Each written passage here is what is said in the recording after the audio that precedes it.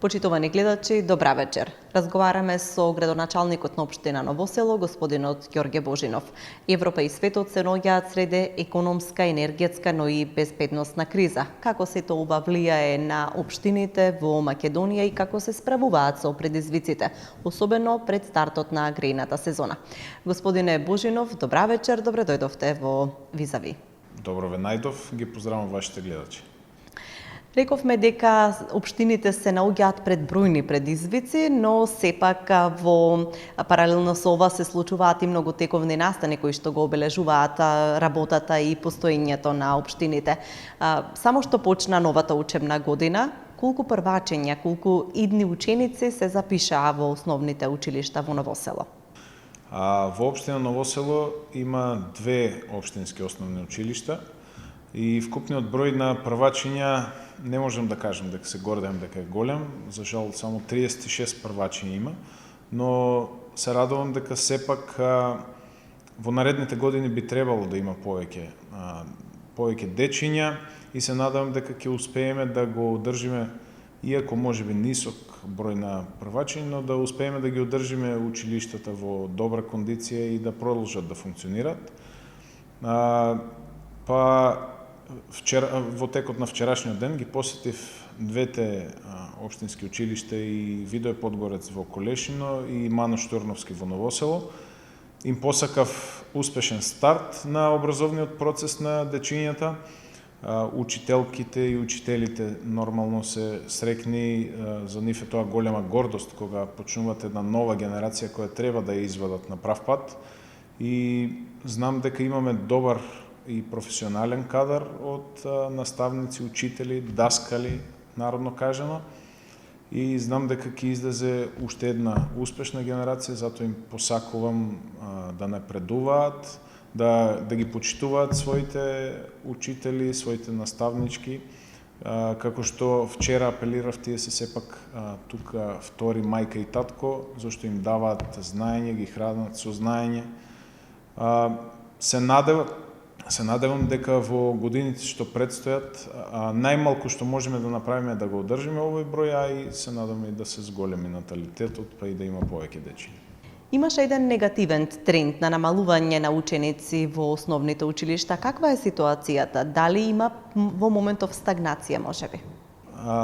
Би кажал дека во моментот сме во некој тренд на стагнација. Знаете, после пандемијата со корона, сметам дека се намали, можеби се стагнира процесот на иселување, не е стопиран, не можам да кажам дека е стопиран, се уште наши сограѓани се одлучуваат на привремена работа во странство, но ете сме во еден период кога и таму негде во странство никаде не е, да кажеме, сјајна и розова ситуацијата, така што граѓаните на некој начин успеваат тука да си ја најдат својата екзистенција, затоа и ние како ново раководство, нова гарнитура на градоначалници, имаме огромна обврска, огромен товар на плеки да обезбедиме услови за да тие наши сограѓани екзистираат, затоа се и нашите тековни ангажмани, тоест наши општински ангажмани за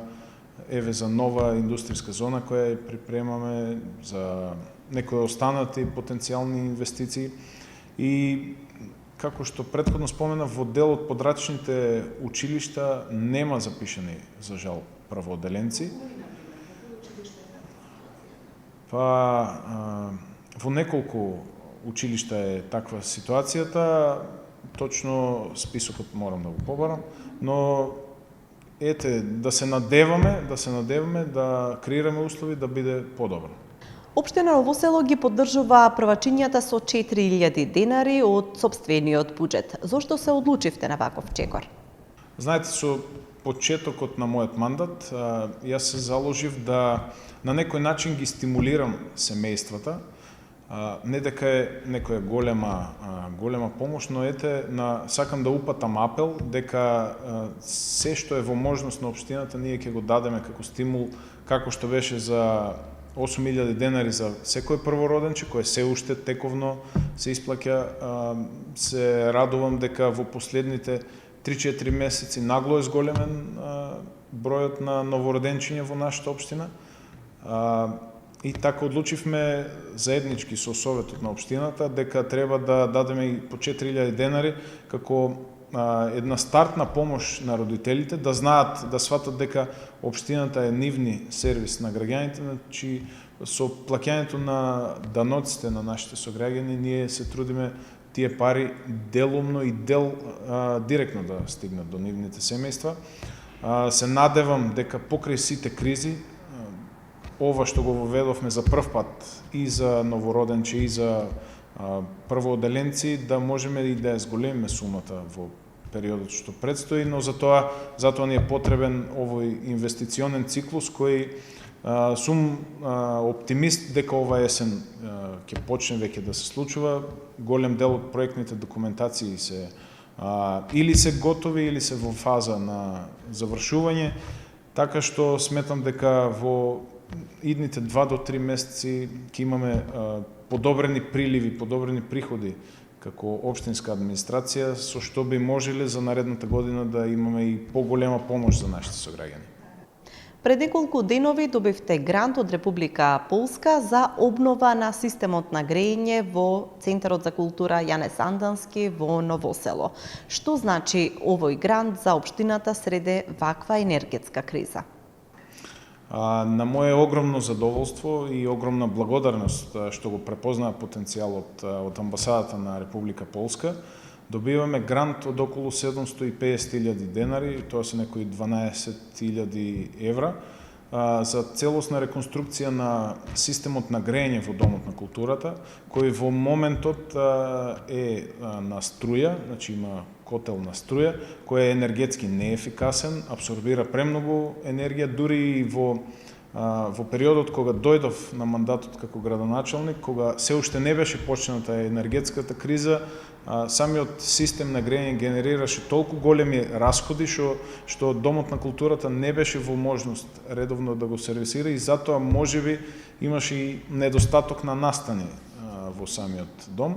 Сега со овој проект се обезбедува нов систем на грејење со пелети и вториот спрат каде е административниот дел од Домот на културата и салата за ликовни изложби, исто се поставува целосно грејење кое претходно беше независно со обични греалки, кои пак ќе потенцирам бараат многу големо количество на електрична енергија, а со оваа енергетска криза доколку можем да кажем дека амбасадата на Република Полска е пријател на општина Ново село, доколку нашите пријатели во моментов не ни помогнеа, имаше ризик да не можеме да имаме никакви настани во периодот после ноември па до крајот на зимата негде околу март.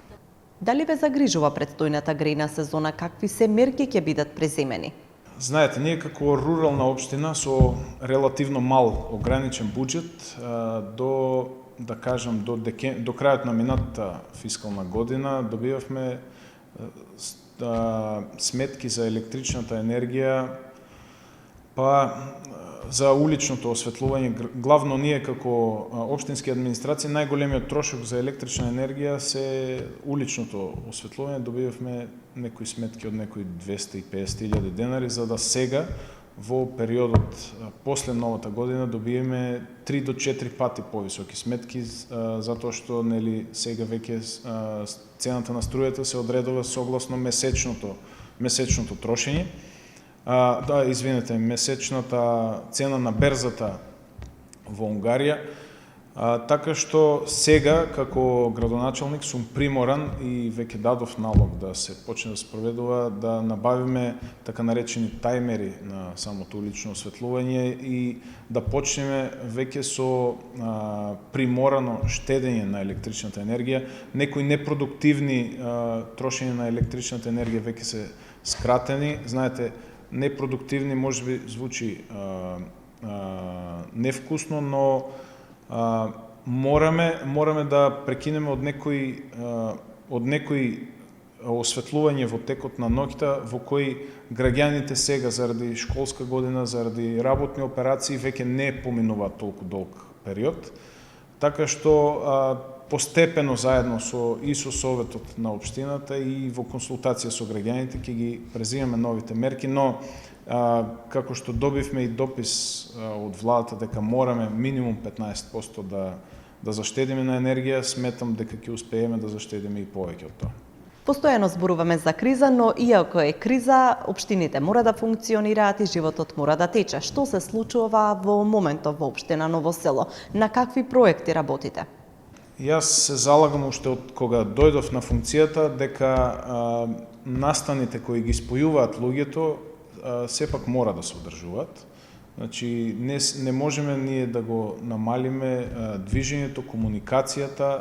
Најмалку би сакал да заради одредени кризи да се нашите сограѓани да немаат содржини што да прават во слободното време после работните часови, така што настаните сепак ќе се одржуваат, кои ги сплотуваат и кои го собираат народот, затоа што реално видовме после пандемијата од ковид дека на нашиот народ сепак му треба и сплотеност, и дружење, и заедништво, но имаме можности за кратење на одредени, како што споменав, трошци од електричната енергија, кои, да кажеме, главните улици покрај кои минуваат, покрај кои имаме појако улично осветлување и на споредните улици каде тие допираат до самите улици, каде има доволно светлина, можеме да ги намалиме.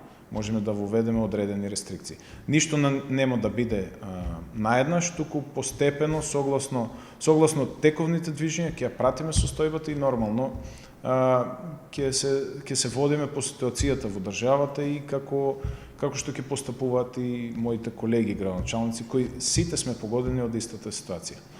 Градоначалникот на Гостивар предложи дел од зимските месеци наставата во училиштата да биде префрлена онлайн заради заштеда на енергија.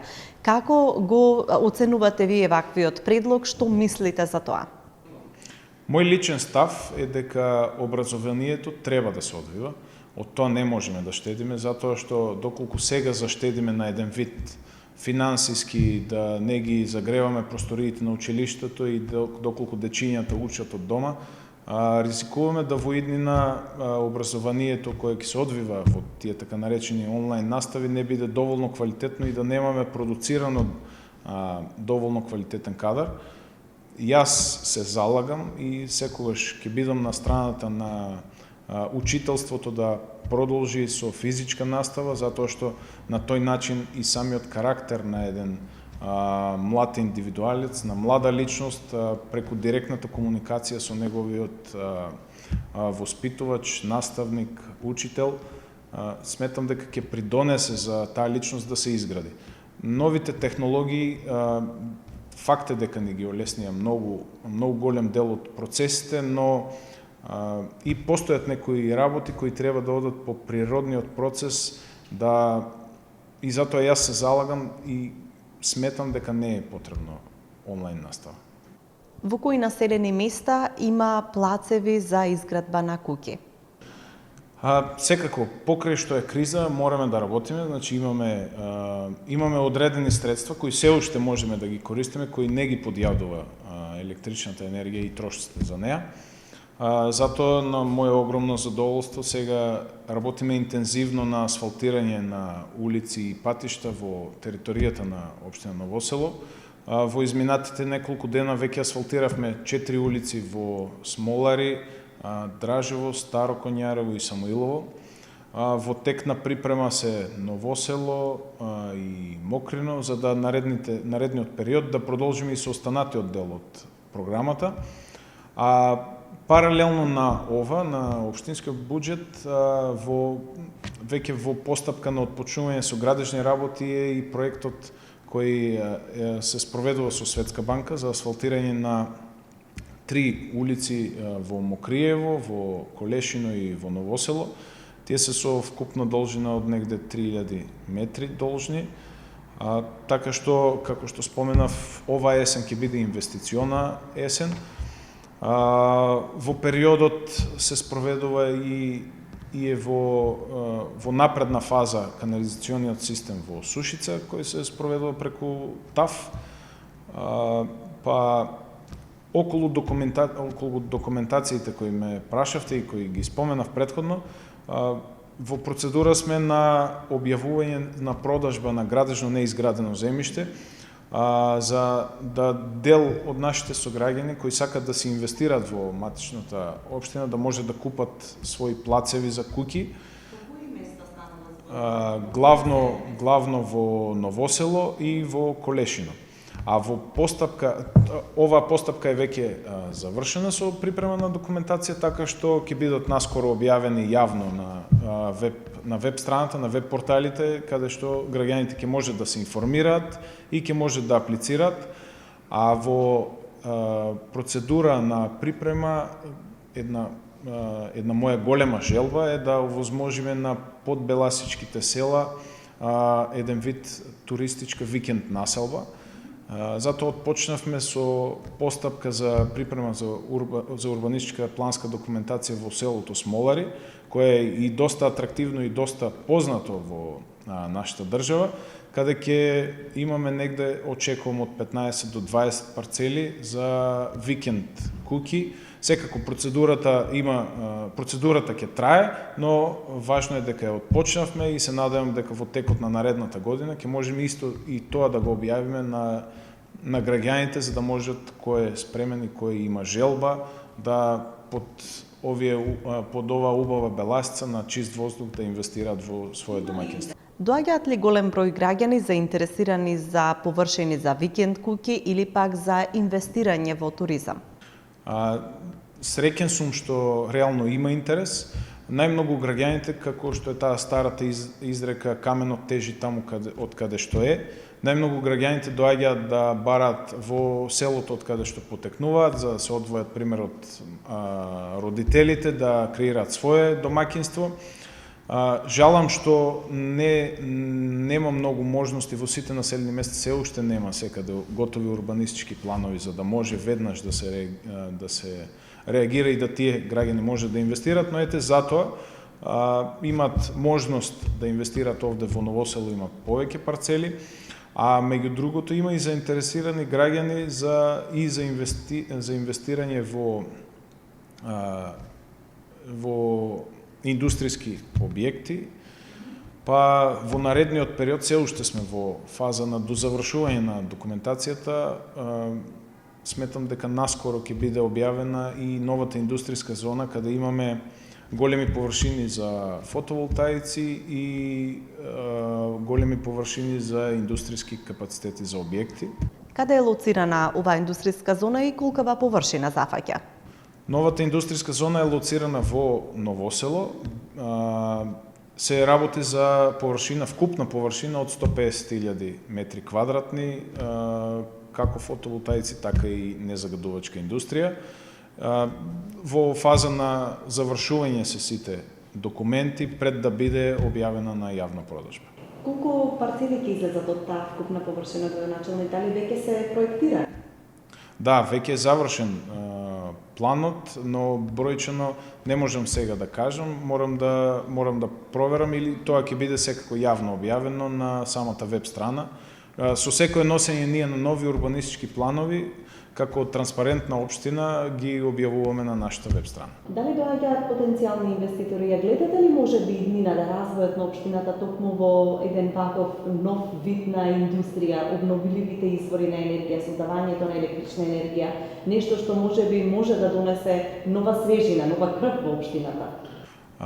Знаете, сега со ова нова енергетска криза, единствен излез за опстојување на нашите стопанства и на опстојување на нашата економија во целина е обновливите извори на енергија. Сонцето го имаме во неограничени количини, општина Новосело има во просек од 300 до 310 сончеви денови во текот на годината, така што сме доста атрактивни за овој вид инвестиции. но не е само можноста да се инвестира, поголем дел, поголема обврска е на на електродистрибуцијата, која од досегашните согледување дел од мрежата е застарена и треба да се инвестира на ново, така што паралелно развојот како општина мораме да имаме поддршка и од централната власт, затоа што развојот едно без друго не може да се одвива. Но сметам дека ќе имаме позитивно разбирање, затоа што, како што кажав, не само што е атрактивно, туку е неопходно за нашата држава овој вид инвестирање и се надевам дека наредната година веќе имаме по-позитивни резултати како општина. Господине Божинов, ви благодарам за разговорот.